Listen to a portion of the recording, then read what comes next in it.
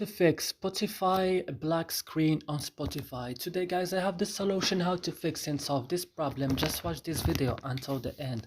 So let's start. So first you have to go and open the settings of your phone. Then you will go directly to apps or application, and here you will find all the application that you have on your phone, and then you will go directly to Spotify, and on Spotify you will go directly to storage. On storage you will go now directly to clear data. Click OK, and you have to go back and click on force stop and click OK, and now you have to go to Play Store and update Spotify again. And that's it. I hope this video is useful for you guys. Don't forget to like, also subscribe in our channel. See you in another video.